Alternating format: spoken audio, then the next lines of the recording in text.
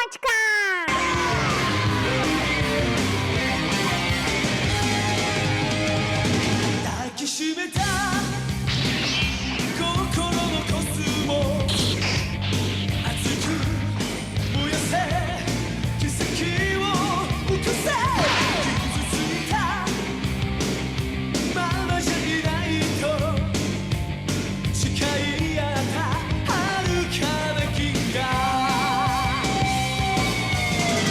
Quantum Mechanics.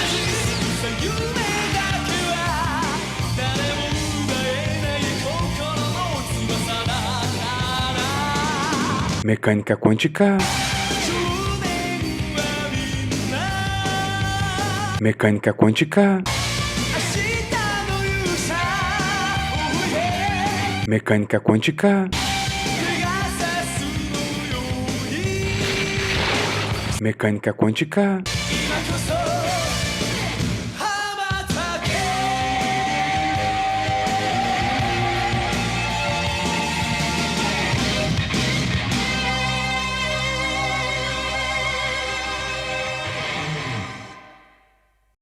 E aí pessoal, beleza? Bora para a nossa terceira aula, que vai ser mais direto, né?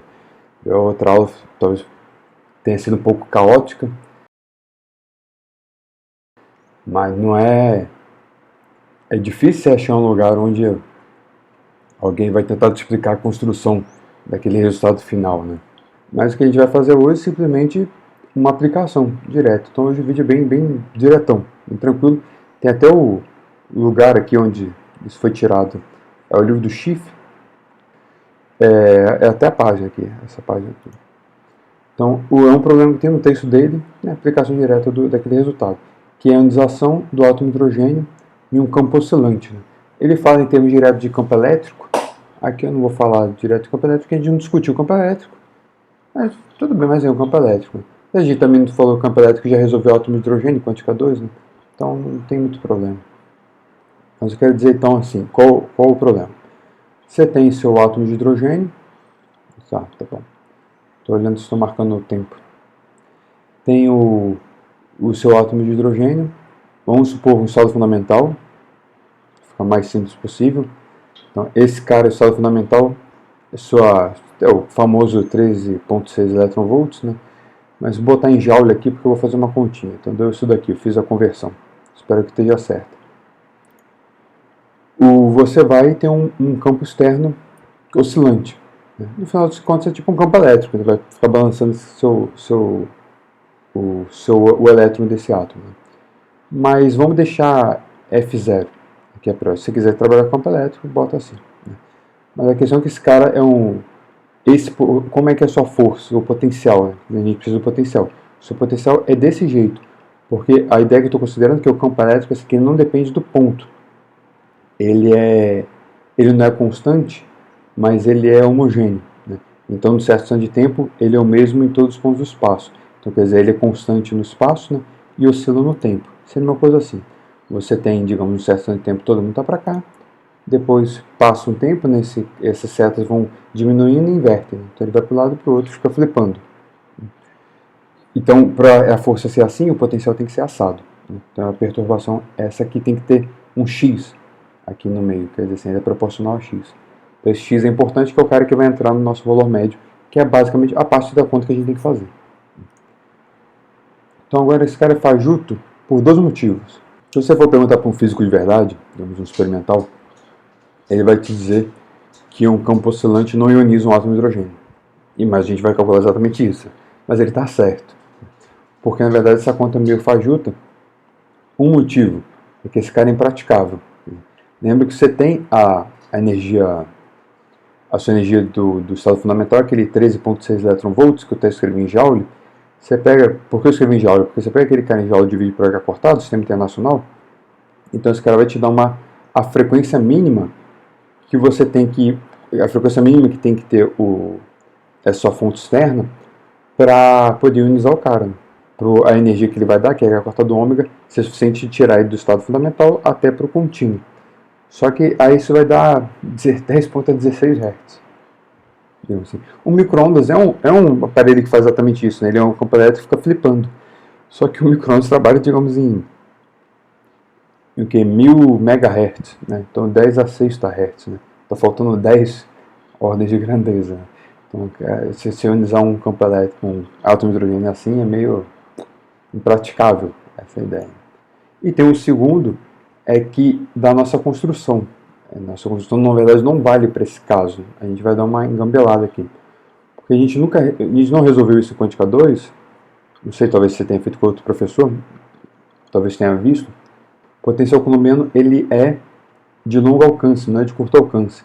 Então aquela nossa hipótese, quando a gente viu o espalhamento, né, que o cara lá longe, ele vira um cara livre, que é a solução exponencial de Kx, por exemplo, não funciona. Né? Se você resolve o potencial coulombiano mesmo para energia positiva, é tipo um problema de espalhamento, vê que o cara vai embora. Quando o cara vai embora, ele vai embora assim. Né? Vamos supor que está indo na direção Z, ele tem o termo de onda livre, exponencial de Kz, só que ele tem um segundo termo aqui, uma fase logarítmica.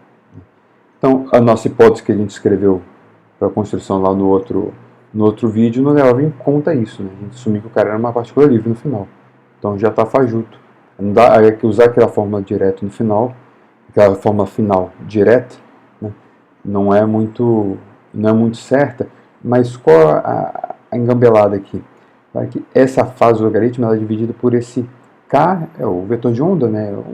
H cortado K é o momento da partícula final.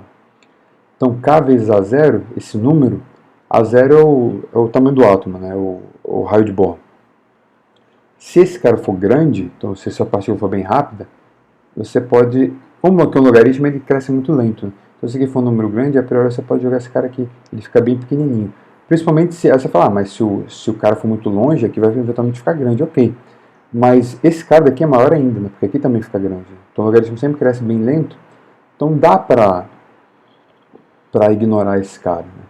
Aqui eu fiz um chute só para uma estimativa, quer dizer, esse cara ser da ordem de, não lembro quanto que eu fiz, não sei lembro se foi de 1 ou de 0,1, pô, não, aqui eu acho que eu fiz da ordem de 10, isso, K0 acho que foi da ordem de 10, deu essa velocidade aqui. Né? Então, ainda é meio quase relativístico, né? Você pode dizer que não é tão relativístico porque isso por C é 10 a oitava, né? Então é 10 a menos 2. Geralmente aqueles fatores relativísticos né, aparece a velocidade por C ao quadrado. Então vai ficar 10 a menos 4. Então ainda é pequenininho, né? Mas ok. A questão não precisa ser tão rápido assim, né? Porque de certa forma esse cara, se aqui for um númerozinho mais alguma coisa, esse cara não cresce tão lento, aqui cresce rápido, dá para enganar. Quer dizer, formalmente não está certo, mas dá para enganar. Agora o outro não tem o que fazer. Você tem que inventar um super micro-ondas de 10 a 16 Hz para conseguir arrancar o átomo. Mas não interessa, esse é um problema experimental. Né? A gente simplesmente o que vai fazer é a conta. Então, pegando aquele nosso seno, para botar dentro daquela sua fórmula final, tá ficando, o vídeo não vai ser tão grande não.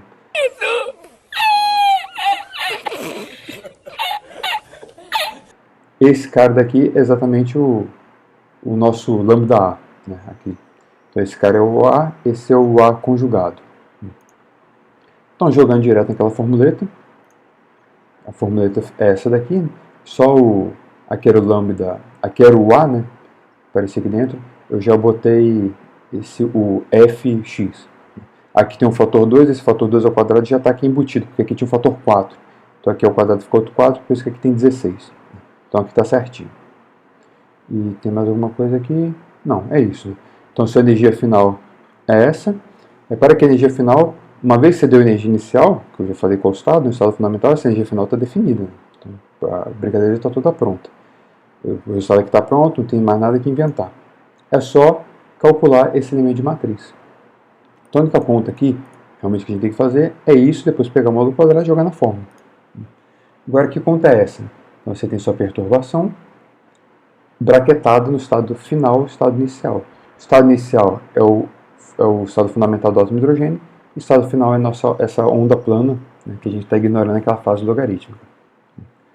Aqui, só para a gente usar o Schiff, eu tirei essa figura de lá, onde está escrito K é porque ele trabalha com K, né? É o meu H cortado P, o H cortado P final. Né? Vamos só fazer um esquema aqui para resolver essa integral, algumas definições. Primeiro, Você vai botar esse campo externo, ele vai oscilar, você tem o campo F0, né, oscilando, no certo de tempo, vamos supor que ele está apontando para algum lugar. Na verdade, ele aponta para esse lugar, ele só fica flipando, né? Aponta para cá, para lá, para cá. Então ele está para cá, vamos supor que e a sua partícula, eventualmente, ela vai ser ionizada para alguma direção. Essa direção que ela vai ser ionizada, que eu estou pegando esse PF aqui, eu estou chamando de direção Z. Então, por isso que eu estou botando no eixo Z aqui, por isso que tem um K. O K é o PF. Né? Esse ângulo que eles fazem é θ. Então esse ângulo aqui é dado. Você tem que integrar aqui em todo o x.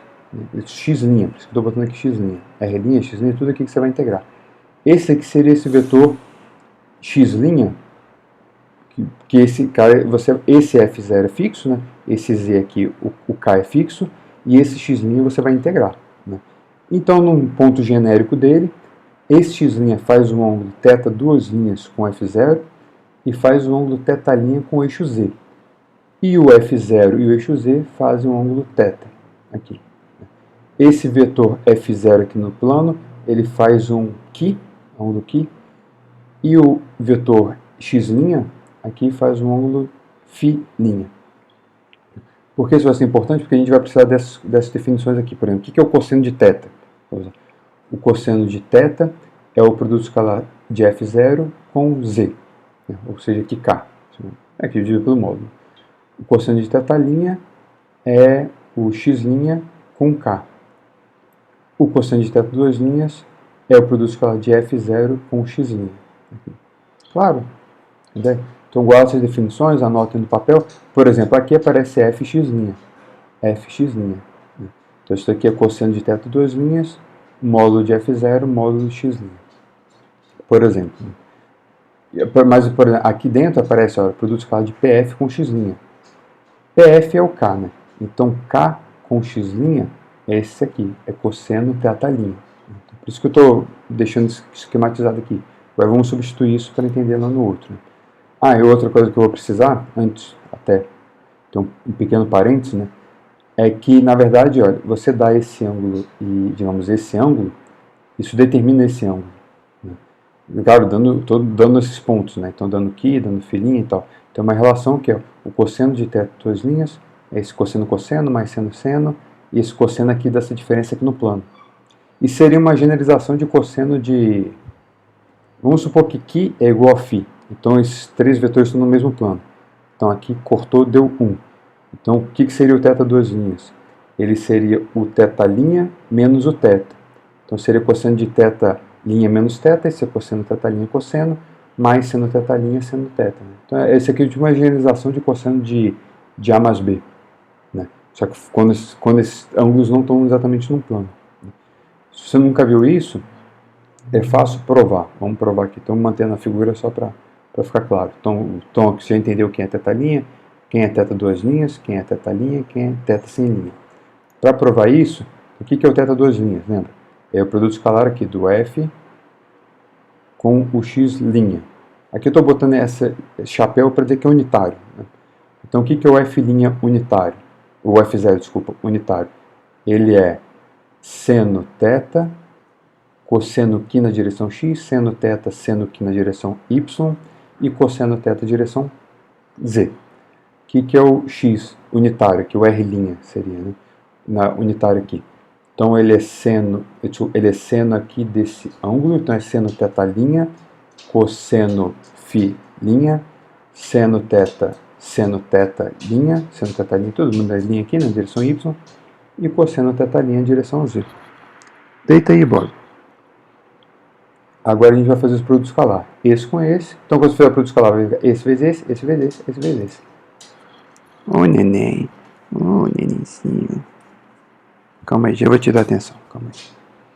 Então ficou esse com esse, esse com esse, esse com esse e esse com esse. Agora aqui, repara que você tem seno, seno, seno, seno. Dá para botar esses dois senos em evidência. O cosseno, cosseno, mais seno e esse outro seno aqui. Esse cara aqui dentro, ele é o cosseno de Φ menos Φ'. Então, isso aqui tudo virou seno, seno, esse cosseno, mais o cosseno θ, cosseno θ', que é o que a gente queria provar. Então, já está provado. Então vamos voltar. Então essa é a conta que a gente tem que fazer. Vamos substituir agora todo mundo. Então, obviamente, eu vou integrar as coordenadas esféricas. Né? Ficou a integral aqui do R', θ', φ'. Aqui, esse cara é K, X', aqui é o cosseno, o PF dividido por H cortado, estou chamando de K, fica mais fácil. Então, esse daqui é o módulo desse, que é o K, módulo desse, que é o R', e o ângulo um do outro é o cosseno θ'. Esse cara, então, se você volta, lembra que o F com o X' é o cosseno de θ duas linhas. Né? Então, aqui é R', F0 módulo, cosseno de θ duas linhas. É para que eu esqueci de digitar o F0. E eu esqueci desse F0 no resto da conta toda. Eu vi lá no final, fiquei com medo de ter que fazer, acertar todo lugar. Então, simplesmente eu vou botar o F0, esse módulo F0, no resultado final. No final eu volto com ele. Você bota ele todo o espaço. E pronto. Agora é só integrar. O resto do vídeo é resolver a integral. Eu já separei aqui, né? No final a gente vai integrar no raio, vou integrar nessa ordem. Primeiro em φ, depois no θ, depois no r. Por que primeiro em φ? Aqui aparece o φ. Você vai abrir esse cosseno e voltar, né? Abrir cosseno de 1, cosseno, mais seno, seno. Quando você multiplicar, tudo bem, o cara aqui fora e vai integrar, o φ nesse termo, aqui não tem φ nenhum, aqui tem cosseno φ, seno φ. Você vai integrar o cosseno, vai dar seno, em 0 e 2π é 0. Você vai integrar o seno vai dar cosseno, em 2π é 1, e em 0 também é 1, então vai dar 0. Então esse termo daqui é 0. Essa integral dá 0 por causa da integral em φ. Já simplificou.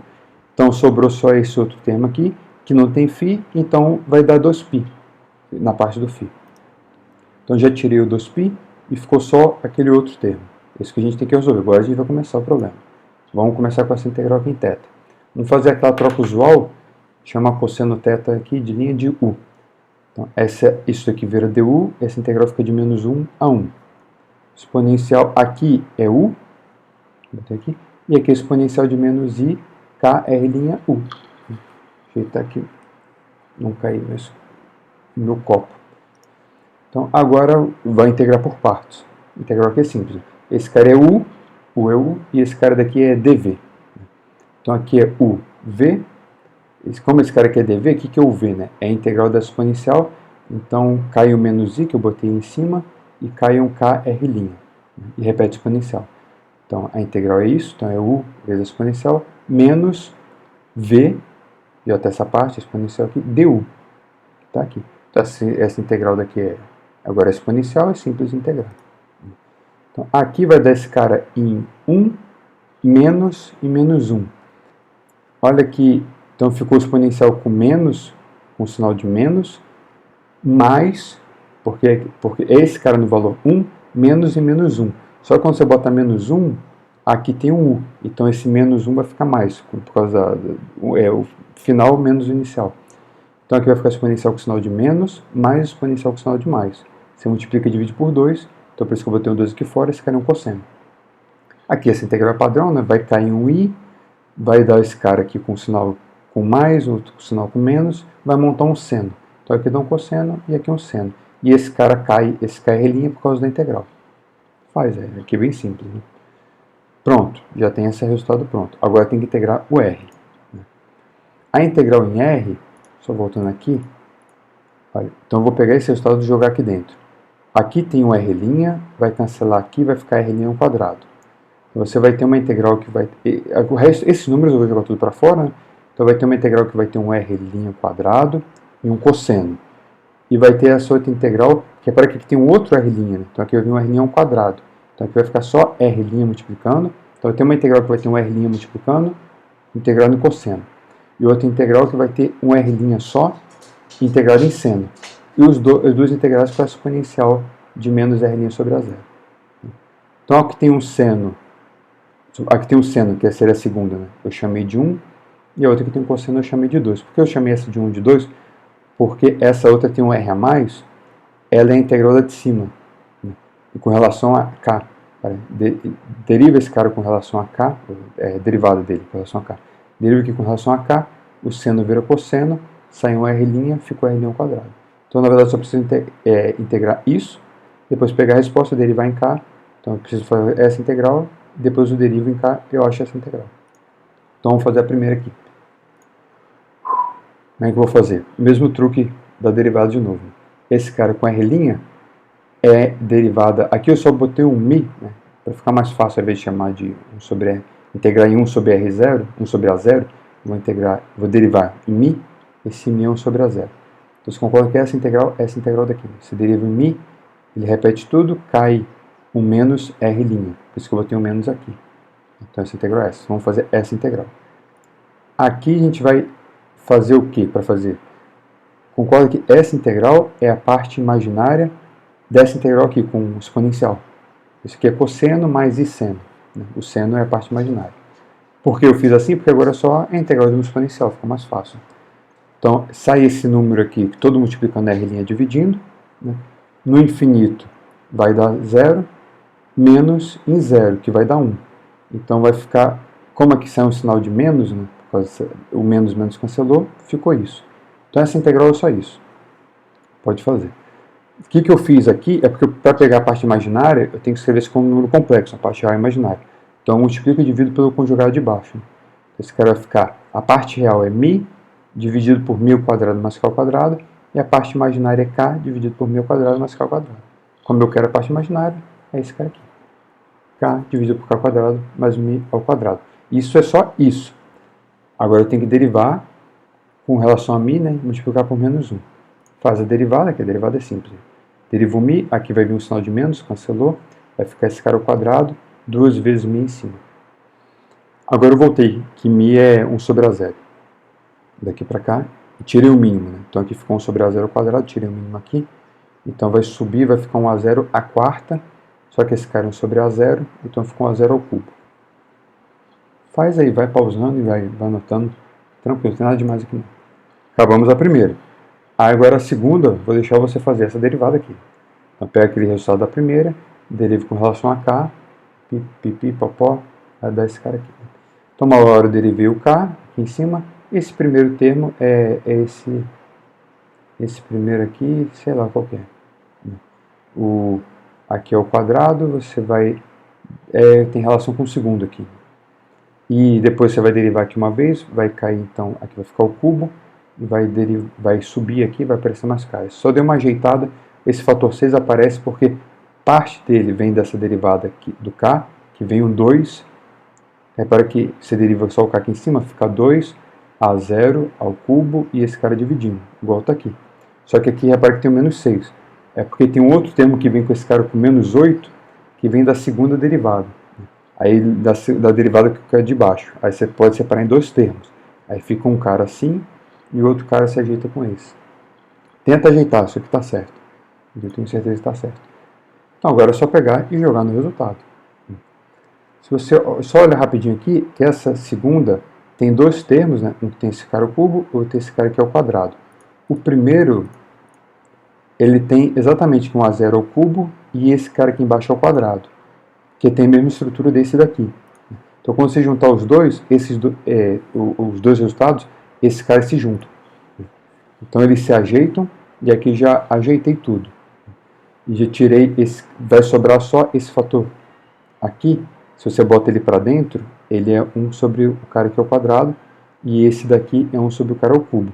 Então esse daqui é simplesmente esse e esse segundo é esse junto com o outro. E aqui já botei em evidência, já dei uma ajeitada. Você pode tirar um mínimo aqui, né? Então até cancela, já aqui fica menos 1 menos o k a 0 ao quadrado, dividido por isso. Então vai ficar esse daqui ao cubo, vai vir um sinal de menos e um k0 a 0 aqui em cima. Aqui faltou... Aqui tem a digitação? Aqui tem o... Ah não, não tem a digitação não. É para que esse cara venha um k a 0 ao quadrado, que você tira o mínimo. Só que aqui tem um k dividindo.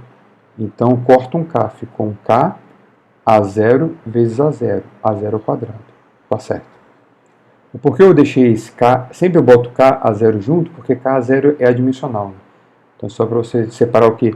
Então esse resultado aqui tem dimensão de a 0 vezes a 0 3 meios. Guarda isso aqui. Ok. Só jogar aqui, elevar ao quadrado, módulo quadrado. Então, o módulo quadrado é aquele bicho todo, deu isso daqui. Então, aqui é dimensional, esse aqui é o ângulo da dimensional, então toda a dimensão está aqui. Isso também tem que estar ajeitado para... Isso aqui não tem dimensão, na verdade, minto. Isso aqui tem dimensão de 1 sobre tempo. Essa é a probabilidade do cara ser ionizado por um certo ângulo sólido por unidade de tempo. Então, tudo esse fator numérico aqui você pode verificar.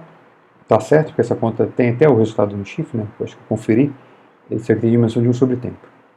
Pronto, você tem o resultado final. Era isso, o vídeo era isso. Né? Para que você pode fazer dois gráficos aqui, só para ilustrar. Uma vez que dado o estado inicial, né, dada a energia inicial, a energia final a gente já sabe qual que é, porque eu dei a frequência, né? Então todo esse fator aqui é dada a força externa fixa, né, um ômega fixo, isso aqui tudo aqui é número. Então, você pode plotar essa probabilidade para o ângulo. Simplesmente é um número cosseno ao quadrado de θ. Então esse aqui é o gráfico de cosseno ao quadrado de θ, entre 0 e π. Então ele é mais provável ser ionizado em 0, perto de 0 e perto de π. Esse ângulo é com relação ao quê? Com relação à direção...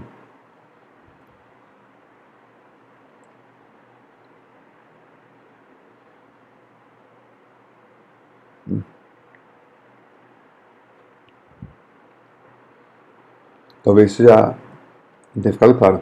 É com relação à direção do campo externo. Né? Lembra que o θ, se eu volto aqui rapidão, aqui, o θ é o ângulo que o cara sai com o F0. Né? Então ele saiu numa direção, agora vamos voltar lá.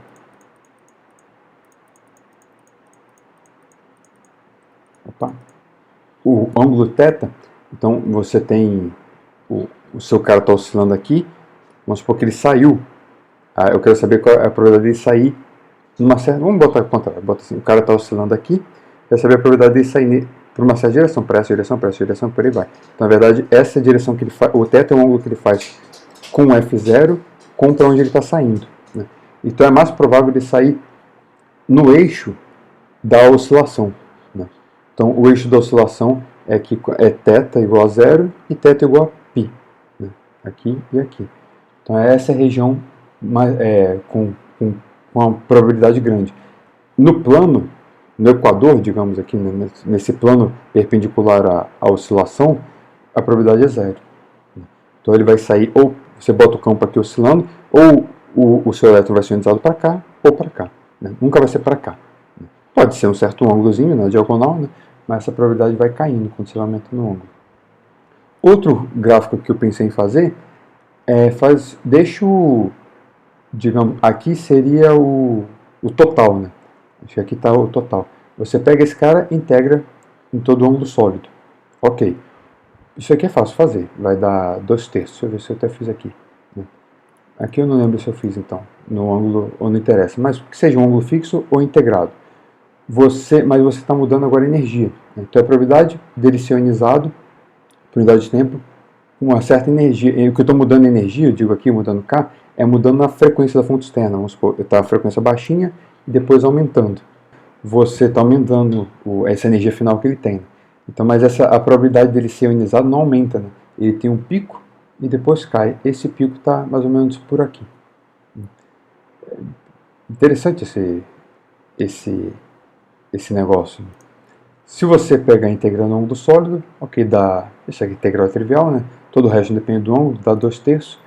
Então, aqui só botando o mesmo resultado com aquele fator 2/3. Esse aqui é o inverso desse seu tempo de vida médio. Então, olha, repara que o tempo de vida médio é exatamente o contrário daquele outro ângulo aquele outro gráfico que eu mostrei. Né? Então, olha, o tempo de vida aqui é muito grande, aqui fica pequeno e depois aqui é muito grande. Então, se você tem a frequência baixa, né, uma frequência muito alta, esse tempo de vida média é muito grande, ou seja, você não ioniza. Você tem uma região de frequência que por algum motivo, por problema, não sei explicar porquê, porque o problema é assim, né? É uma preferência do seu sistema, que numa certa faixa de frequência, você vai ter uma certa faixa de energia final, né, que ele tem uma propensão maior a ser ionizado, né? O tempo de vida média fica bem menor. Acho o resultado bem legal, né? E tá bom, pessoal. Chega por hoje. Vamos no próximo vídeo. A gente vai ver a regra de ouro de novo, só que numa situação física diferente. Falou, pessoal. Abração aí. Até a próxima. Chega e fui. O próximo episódio será